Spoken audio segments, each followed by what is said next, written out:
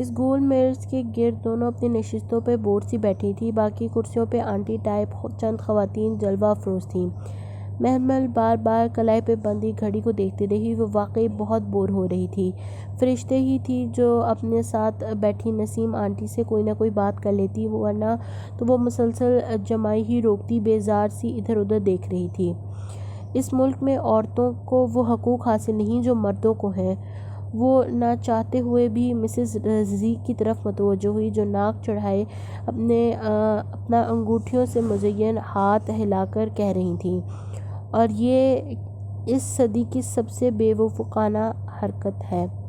اگر کوئی کہے کہ مرد عورت سے برتر ہے تو نہیں مانتی میں ایسی بات کو۔ بالکل، وہ سب سے غرور و تفاخر میں ڈوبی عورتیں ایک دوسرے کے ہاں میں ہاں ملائی جا رہی تھیں۔ محمل کا پرس میز پہ رکھا تھا، اس نے اس کو اٹھایا، گود میں رکھا، پھر اندر سے اپنا سفید کور والا قرآن نکالا جو ہمیشہ اس کے ساتھ ہی رہتا تھا۔ یہ سب جہالت کی باتیں ہیں مسز رضی۔ جب تک اس ملک میں تعلیم عام نہیں ہوگی، لوگ مرد اور عورت کے برابر حقوق تسلیم نہیں کر سکیں گے۔ اور نہیں تو کیا، اسی قدامت پرستی کی وجہ سے ہم آج یہاں ہیں اور دنیا چاند پہ پہنچ گئی ہے۔ اس نے سر اٹھایا اور ذرا سا کھنکھاری۔ مجھے آپ لوگوں کی بات سے اتفاق نہیں ہے۔ تمام خواتین چونک کر اسے دیکھنے لگیں۔ اور میرے پاس اس کی دلیل بھی ہے، یہ دیکھیں۔ اس نے گود میں رکھا قرآن اوپر اٹھایا۔ ادھر سورہ النساء میں۔ نہیں پلیز، اف نہیں، not again, oh please don't open it. ملی جلی ناگوار مضطرب سی آوازوں پہ وہ رک کر ناسمجھی کے عالم میں انہیں دیکھنے لگی۔ جی خدا کے لیے اسے مت کھولو، وہ کہہ رہی تھیں، اور وہ حق دق بیٹھی رہ گئی۔ یہ مسلمان عورتیں تھیں، یہ واقعی مسلمان تھیں۔ ان کو آسمانی کتابوں پہ ایمان نہ تھا؟ یہ قرآن کو سننا نہیں چاہتی تھیں، اس اللہ کی بات نہیں سننا چاہتی تھیں جس نے ان کو مال اور حسن دیا تھا۔ وہ چاہتا تو ان کی سانس روک لیتا، ان کے دل بند کر دیتا، مگر اس نے ان کو ہر نعمت دے رکھی تھی، پھر بھی وہ اس کی بات نہیں سننا چاہتی تھیں۔ یہ تو قرآن کی آیت ہے، اللہ کا کلام ہے، آپ سنیں تو صحیح۔ یہ تو اس نے کہا، آپ پلیز ہماری ڈسکشن میں مخل نہ ہوں۔ وہ خاموش ہو گئی۔ اتنی ہٹ دھرمی شاید وہ بدنصیب عورتیں تھیں جن کو اللہ تعالیٰ اپنی بات سنانا پسند نہیں کرتا تھا، اور وہ ہر شخص جو روز قرآن نہیں پڑھتا وہ بدنصیب ہوتا ہے، اللہ اس سے بات کرنا پسند نہیں کرتا۔ پھر وہ ادھر نہیں بیٹھی، تیزی سے اٹھی، قرآن بیگ میں رکھا، اور فرشتے سے میں گھر جا رہی ہوں کہہ کے بغیر کچھ سنے وہاں سے چلی آئی۔ اس کا دل جیسے درد سے پھٹا جا رہا تھا، آنسو ابلنے کو بےتاب تھے، سمجھ میں نہیں آ رہا تھا وہ کیسے اس غم کو قابو کرے، کیسے مسلمان ہو کر یہ سب کہہ سکتے ہیں۔ اسے ابھی تک یقین نہ آ رہا تھا، دل بہت بھر آیا تھا، آنسو بہہ پڑے۔ وہ چہرے پھیرے کھڑکی کے باہر دیکھنے لگی۔ سڑک کے ایک طرف درخت پیچھے کو بھاگ رہے تھے، گاڑی ڈرائیور چلا رہا تھا جسے وہ ساتھ لے کر آئی تھی۔ تائی مہتاب کی بہو بننے پہ یہ اعزاز تو اسے ملنا ہی تھا، اور روک ٹوک بھی قدرے کم ہو گئی تھی، مگر ابھی وہ ان باتوں کو سوچ نہیں رہی تھی، اور اس کا دل تو ان عورتوں کے رویے پہ اٹک سا گیا تھا۔ ایک دم گاڑی جھٹکے سے رکی، وہ چونک کر آگے دیکھنے لگی۔ کیا ہوا؟ بی بی، گاڑی گرم ہو گئی ہے، شاید ریڈیٹر میں پانی کم ہے، میں دیکھنا بھول گیا۔ ڈرائیور پریشانی سے کہتا باہر نکلا۔ وہ گہری سانس لے کر رہ گئی۔ سڑک قدرے سنسان تھی، گو کہ وقفے وقفے سے گاڑیاں گزرتی دکھائی دے رہی تھیں، مگر ارد گرد آبادی کم تھی۔ وہ کوئی انڈسٹریل مل ایریا تھا، بہت دور اونچی عمارتیں دکھائی دیتی تھیں۔ ڈرائیور بونٹ کھول کر چیک کر رہا تھا تو وہ سر سیٹ سے ٹکائے آنکھیں موند کر انتظار کرنے لگی۔ بی بی۔ تھوڑی دیر بعد اس کی کھڑکی کا شیشہ بجا۔ اس نے چونک کر آنکھیں کھولیں، باہر ڈرائیور کھڑا تھا۔ کیا ہوا؟ اس نے شیشہ نیچے کیا۔ انجن گرم ہو گیا ہے، میں کہیں سے پانی لے کر آتا ہوں، آپ اندر سے سارے دروازے لاک کر لیں، مجھے شاید تھوڑی دیر لگ جائے۔ ہاں ٹھیک ہے، جاؤ۔ اس نے شیشہ چڑھایا، سارے لاک بند کیے، اور چہرے پہ حجاب کا ایک پلو گرا کر آنکھیں پھر سے موند لیں۔ ادھر ادھیڑ عمر ڈرائیور 6-7 برس سے ان کے ہاں ملازمت کر رہا تھا اور خاصا شریف نفس انسان تھا، سو وہ مطمئن تھی۔ وہ گرمیوں کی دوپہر تھی۔ تھوڑی ہی دیر میں گاڑی حبس زدہ ہو گئی۔ گھٹن اور حبس اتنا شدید تھا کہ اس نے شیشہ کھول دیا۔ ذرا سی ہوا اندر آئی مگر گاڑی کے ساکن ہونے کے باعث ماحول بہت زیادہ گرم ہو گیا تھا۔ وہ تھوڑی ہی دیر میں پسینہ پسینہ ہو گئی۔ بے اختیار سیٹ پہ طے کر کے رکھا دوپٹہ اٹھایا اور اس سے ہوا جھلنے لگی۔ گرمی اتنی شدید تھی کہ اسے لگا وہ بھٹی میں جل رہی ہے۔ کافی دیر گزر گئی مگر ڈرائیور کا کوئی نام و نشان نہ تھا۔ بے اختیار وہ سورہ طلاق کی 3 آیت آخر سے پڑھنے لگی۔ جو اللہ سے ڈرتا ہے اللہ اس کے لیے راستہ بنا دیتا ہے۔ 1.5 گھنٹے سے اوپر ہونے کو آیا تھا۔ وہ گرمی سے نڈھال، پسینے میں شرابور کتنی ہی دیر سے دعا کر رہی تھی مگر جانے کیوں آج کوئی راستہ نہیں کھل رہا تھا۔ پھر جب سورج سر پہ پہنچ گیا اور باہر سے آتی دھوپ گرمی میں اضافہ ہوتا چلا گیا تو اس نے گھبرا کر شیشہ بند کر دیا اور پھر سے وہی ہوا، گھٹن زدہ اور حبس زدہ بند گاڑی، جیسے بند ڈبہ ہو یا بند قبر یا سمندر کی تہہ میں تیرتی کسی مچھلی کا پیٹ۔ اس نے اس سے حیرت سے دہرایا، یہ میرے دل میں کیسے خیال آ رہے ہیں۔ یہ مچھلی کا پیٹ ہے، وہ الجھی اور پھر سے اسے وہ کلب کی عورتیں یاد آئیں اور ان کا وہ گھمنڈی رویہ۔ اس کے خیال کی روح بھٹکنے لگی۔ پتہ نہیں وہ کیوں اس رب کی بات نہیں سننا چاہتی تھی جس کے ہاتھ میں ان کی سانسیں تھیں۔ اگر وہ چاہے تو ان منکرین کی سانسیں روک لے مگر وہ نہیں کرتا ایسا۔ کیوں؟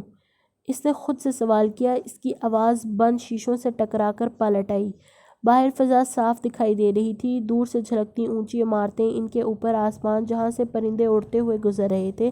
یہ عمارتیں، آسمان، زمین، یہ اڑتے پرندے، یہ زمین کو رونتے ہوئے چلتے متکبر لوگ، وہ بس سب زندہ تھے۔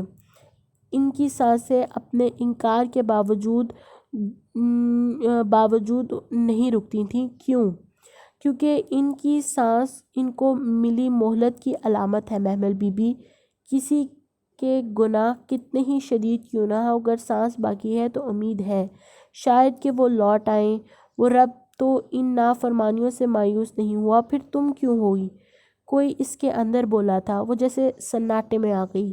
کتنی جلدی وہ نہ ماننے والوں سے مایوس ہو گئی، ان پر کڑنے لگی۔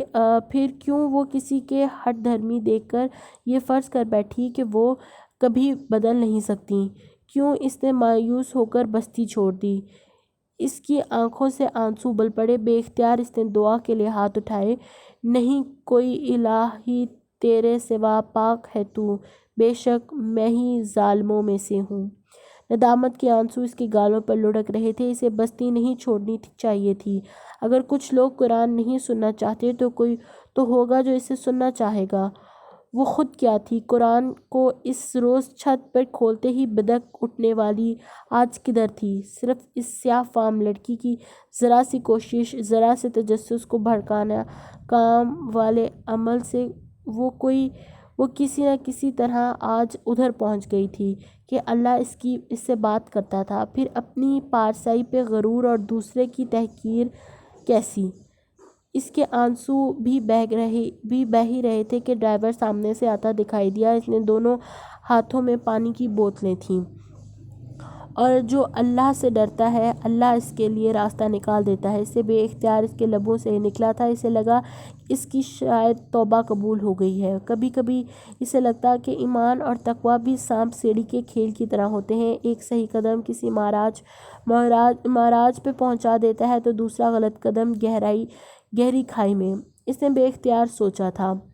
گاڑی گھر کے سامنے رکی اور ڈرائیور نے ہارن بجایا تو چوکیدار نے گیٹ کھولا ہی تھا جب اس کی نگاہ ساتھ والے بنگلے پہ پڑی۔ تم جاؤ میں آتی ہوں۔ وہ سبک رفتاری سے باہر نکلی۔ بریگیڈیئر صاحب کا چوکیدار وہیں گیٹ پہ کھڑا تھا۔ اس نے فوراً گیٹ کھٹکھٹایا۔ سنو یہ اپنے صاحب کو دے دینا، اور چند پیمفلٹس نکال کر اس نے کی طرف بڑھا دیے۔ ان سے کہنا یہ امانت ہے، چاہیں تو پڑھ لیں، کوئی دباؤ نہیں، مگر میں واپس ضرور لینے آؤں گی۔ پکڑ لو نا۔ متذبذب سی کھڑے چوکیدار کو پیمفلٹس زبردستی تھمائے اور واپس گھر کی جانب ہوئی۔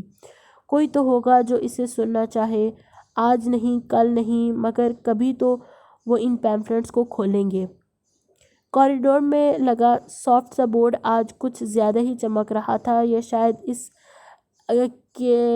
اس کیلی گرافی کے کناروں پہ لگی افشاں کی چمک تھی۔ وہ سافٹ بورڈ کے وسط میں آویزاں تھی۔ وہ آہستہ آہستہ چلتی ہوئی دیوار کے قریب آئی۔ کیلی گرافی بہت خوبصورت تھی۔ اس پہ حضرت محمد صلی اللہ علیہ وسلم کے اپنے بیٹے حضرت ابراہیم کی وفات کے موقع پر کہے گئے الفاظ رقم تھے۔ وہ گردن اٹھائے ان الفاظ کو پڑھنے لگی۔ عبد الرحمن بن عوف نے کہا، یا رسول اللہ صلی اللہ علیہ وسلم، آپ بھی روتے ہیں؟ آپ صلی اللہ علیہ وسلم نے فرمایا، اے ابن عوف، یہ رحمت اور شفقت ہے۔ اور آپ صلی اللہ علیہ وسلم پھر سے رو پڑے اور فرمایا، بے شک آنکھ آنسو بہاتی ہے اور دل غمگین ہے، لیکن ہم زبان سے وہی بات نکالیں گے جس پہ ہمارا رب راضی ہو۔ اے ابراہیم، بے شک ہم تیری جدائی پہ بہت غم زدہ ہیں۔ وہ محصور سی اسی طرح گردن اونچی اٹھائے کھڑی وہ الفاظ بار بار پڑھ رہی تھی۔ کچھ تھا ان میں جو اسے بار بار کھینچ رہا تھا۔ وہ وہاں سے جا کر بھی جا نہیں پا رہی تھی۔ جانے کے لیے قدم اٹھاتی مگر وہ الفاظ اسے روک دیتے اور وہ واقعی پھر سے رک جاتی۔ جب تفسیر کی کلاس کا وقت ہونے لگا تو وہ بمشکل خود کو وہاں سے کھینچ لائی۔ قرآن کھولتے ہوئے نظر درمیان کے کسی صفحے پہ پڑی، ہر نفس موت کا ذائقہ چکھنے والا ہے۔ وہ صفحے پیچھے پلٹنے لگی، انگلی سے ورق پلٹتے ہوئے ایک اور جگہ یوں ہی نگاہ پھسلی۔ آج تم ایک موت نہ مانگو بلکہ آج تم کئی موتیں مانگو۔ وہ سر جھٹک کر اپنے سبق پہ آئی۔ آج کی پہلی آیت ہی یہ تھی، اے لوگو جو ایمان لائے ہو، جب تم میں سے کسی ایک پہ موت حاضر ہو جائے۔ اوہو، مجھے کیا ہو گیا ہے؟ وہ بے بسی سے مسکرا کر رہ گئی۔ آج تو ساری موت کی آیتیں پڑھی جا رہی ہوں، کہیں میں مرنے تو والی نہیں؟ اف محمل، فضول مت سوچو اور سبق پر توجہ دو۔ وہ سر جھٹک کر نوٹس لینے لگی۔ موت کی وصیت کے متعلق آیات پڑھی جا رہی تھیں۔ اسے یاد آیا، ابھی اس نے ایک حدیث بھی اس سے پہلے کچھ ایسی ہی پڑھی تھی۔ اچانک لکھتے لکھتے اس کا قلم پھسل کے گر گیا۔ وہ رک گئی اور پھر آہستہ سے سر اٹھایا۔ کیا کوئی مرنے والا ہے؟ اس کا دل زور سے دھڑکا تھا۔ وہ جو قرآن میں پڑھتی تھی وہ اس کے ساتھ پیش آ جاتا تھا یا آنے والا ہوتا تھا، کبھی ماضی، کبھی حال اور کبھی مستقبل۔ کوئی لفظ بے مقصد، بے وجہ اس کی آنکھوں کے سامنے سے نہ گزرتا تھا۔ پھر آج وہ کیوں بار بار ایک ہی طرح کی آیت پڑھ رہی تھی؟ کیا کوئی مرنے والا ہے؟ کیا کوئی اسے چھوڑ کر جانے والا ہے؟ کیا اسے قرآن ذہنی طور پر تیار کر رہا ہے؟ اسے صبر کرنا ہوگا، مگر کیوں؟ کیا ہونے والا ہے؟ وہ بے چینی سے قرآن کے صفحے آگے پلٹنے لگی، اور اللہ صبر کرنے والوں کے ساتھ ہے۔ ایک سطر پکڑ کر اس نے ڈھیر سارے ورق الٹے۔ صبر کرنے والے۔ اپنا صلہ پورا پڑھے بغیر اس نے آخر سے قرآن کھولا، اور ایک دوسرے کو صبر کرنے کی تلقین دیتے رہو، اور پھر وہ صفحے تیزی سے پلٹتے رہی۔ ایک نظر سب سے گزارتی جا رہی تھی، اور کوئی نہیں جانتا وہ کون سی زمین پہ مرے گا۔ محمل کا دم گھٹنے لگا۔ بے اختیار گھبرا کر اس نے قرآن بند کر دیا۔ اسے پسینہ آ رہا تھا، دل زور زور سے دھڑک رہا تھا۔ کچھ ہونے والا تھا۔ کیا وہ برداشت کر پائے گی؟ شاید نہیں۔ اس میں اتنا صبر نہیں تھا۔ وہ کچھ نہ برداشت کر پائے گی، کبھی بھی نہیں۔ اسے وحشت سے ادھر ادھر دیکھا۔ میڈم مصباح کا لیکچر جاری تھا۔ لڑکیاں سر جھکائے نوٹس لے رہی تھیں۔ کوئی اس کی طرف متوجہ نہ تھا۔ اس نے ذرا سی گردن اوپر اٹھائی۔ اوپر چھت تھی، چھت کے پار آسمان۔ وہاں کوئی اس کی طرف ضرور متوجہ تھا، مگر وحشت اتنی تھی کہ وہ دعا بھی مانگ نہ سکی۔ تبھی آیا اماں اسے دروازے میں نظر آئیں۔ ان کے ہاتھ میں ایک چٹ تھی۔ وہ میڈم مصباح کے پاس گئیں اور چٹ ان کی طرف بڑھائی۔ میڈم نے لیکچر روک کر چٹ تھامی۔ محمل بنا پلک جھپکے انہیں ہی دیکھ رہی تھی۔ میڈم مصباح نے چٹ پڑھ کر سائڈ پہ رکھ دی، ایک نگاہ پوری کلاس پہ ڈالی، پھر چہرہ مائک کے قریب کیا۔ محمل، ابراہیم، پلیز ادھر آ جائیں۔ اور اسے لگا وہ اگلا سانس نہیں لے سکے گی۔ وہ جان گئی تھی کوئی مرنے والا نہیں تھا، اب کسی کو نہیں مرنا تھا، اس کا نام پکارا جا رہا تھا اور ایک ہی اس کی وجہ تھی، جسے مرنا تھا وہ مر چکا تھا، کہیں کوئی اس کا پیارا مر چکا تھا۔ قرآن فال نہیں نکالتا تھا، صرف آنے والے حالات کے لیے تیار کرتا تھا، یقیناً اس کے آیات پڑھنے سے قبل ہی یہ ہو چکا تھا۔ وہ نیم جاں قدموں سے اٹھی میڈم کے قریب آئی، آنکھوں میں آنسو بہاتی، دل غمگین ہے مگر ہم زبان سے کہیں گے وہی جس پہ ہمارا رب راضی ہو۔ اے ابراہیم، بے شک ہم تیری جدائی پہ بہت غمزدہ ہیں۔ صدیوں پہلے کسی کے کہے گئے الفاظ کی بازگشت اسے سارے ہال میں سنائی دے رہی تھی، باقی ساری آوازیں بند ہو گئی تھیں، اس کے کان بند ہو گئے تھے، زبان بند ہو گئی تھی، بس وہ ایک آواز اس کے ذہن میں گونج رہی تھی، ایک آنسو بہاتی، دل غمگین ہے، دل غمگین ہے، دل غمگین ہے۔ وہ بمشکل میڈم مصباح کے سامنے کھڑی ہوئی۔ جی میڈم، آپ کا ڈرائیور آپ کو لینے آیا ہے، ایمرجنسی ہے، آپ کو گھر جانا۔ مگر وہ پوری بات سنے بغیر سیڑھیوں کی طرف بھاگی، ننگے پاؤں زینے پھیلانگ دی۔ وہ تیزی سے اوپر آئی تھی، جوتوں کا ریک ایک طرف رکھا تھا، مگر محمل کو تو اس وقت جوتوں کا ہوش ہی نہ تھا۔ وہ سنگ مرمر کے فرش پہ ننگے پاؤں دوڑتی جا رہی تھی۔ غفران چچا کی اکار سامنے کھڑی تھی، ڈرائیور دروازہ کھولے منتظر تھا، اس کا دل ڈوب رہا تھا۔ بی بی آپ پلیز خاموش رہو۔ وہ بمشکل ضبط کر کے اندر بیٹھی اور جلدی چلو۔ اس کا دل یوں دھڑک رہا تھا گویا ابھی سینہ توڑ کر باہر آ جائے گا۔ آغا ہاؤس کا مین گیٹ پورا کھلا تھا، باہر گاڑیاں کی قطار لگی تھی، ڈرائیو وے پہ لوگوں کا جمع غفیر اکٹھا ہوا تھا۔ گاڑی ابھی گیٹ کے باہر سڑک پہ ہی تھی کہ دروازہ کھول کر باہر بھاگی، ننگے پاؤں تارکول کی سڑک پہ جلنے لگے، مگر اس وقت جلن کی پرواہ کسے تھی؟ اس نے رش میں گھر آغا جان کو دیکھا، غفران چچا کو دیکھا، حسن کو دیکھا، وہ سب ایک طرف بڑے تھے، مگر وہ اندر کی طرف لپک رہی تھی، لوگوں کو ادھر ادھر ہٹاتی وہ ان آوازوں تک پہنچتی جا رہی تھی جو لان سے آ رہی تھیں، عورتیں کی بین رونے آہو بکا کی آوازیں، لوگ ہٹ کر ایک اس سفید یونیفارم اور گلابی اسکارف والی لڑکی کو رستہ دے رہے تھے۔ وہ بھاگتی ہوئی لان تک آئی اور پھر گھاس کے دہانے بے اختیار رک گئی۔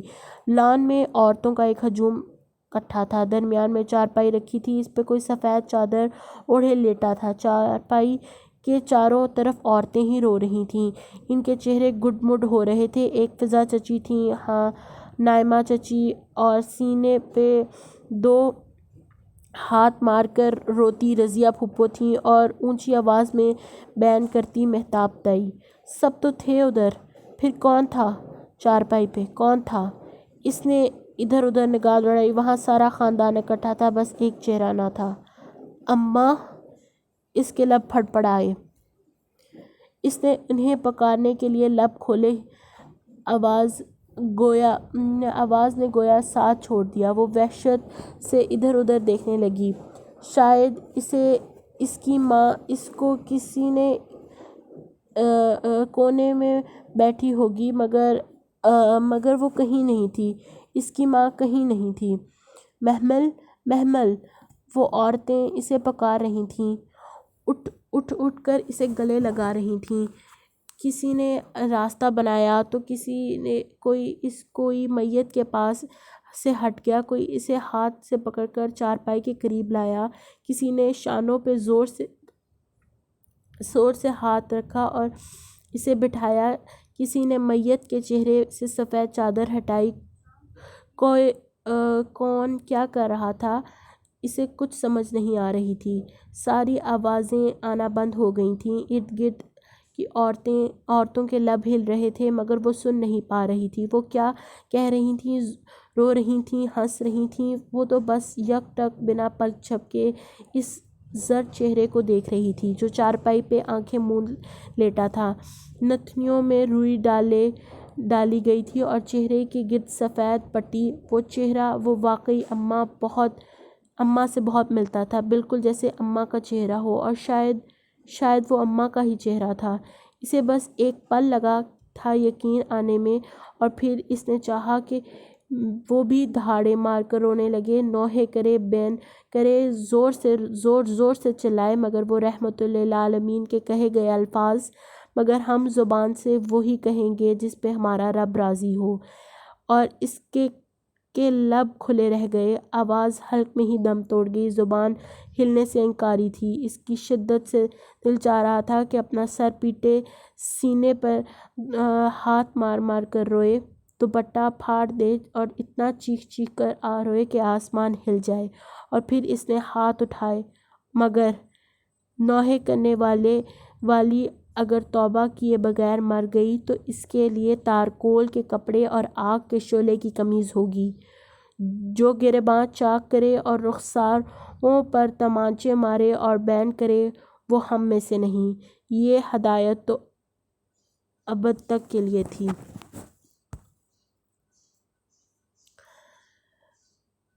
جو گریباں اس کے ہاتھ اٹھنے سے انکاری ہو گئے، آنکھوں سے آنسو بہہ رہے تھے لیکن لب خاموش ہو گئے۔ اسے رلاؤ، اسے کہو اونچا رو لے ورنہ پاگل ہو جائے گی، اسے کہو دل ہلکا کر لے۔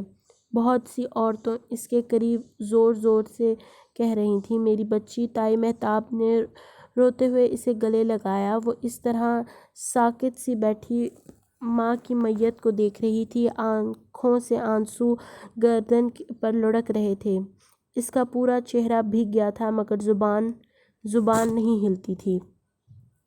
مسرت تو ٹھیک ٹھاک تھی، پھر کیسے؟ بس صبح کہنے لگی سینے میں درد ہے، ہم فوراً ہسپتال لے کر گئے، مگر ادھوری سی آوازیں اس کے ارد گرد سے آ رہی تھیں مگر اسے سنائی نہ دے رہی تھیں۔ اس کی آنکھوں کے سامنے اندھیرا چھا رہا تھا، اسے لگ رہا تھا اسے چکر آ رہے ہیں۔ عجیب سی گھٹن تھی، اس کا سانس بند ہونے لگا تھا۔ وہ ایک دم اٹھی اور عورتوں کو ہٹاتی اندر بھاگ گئی۔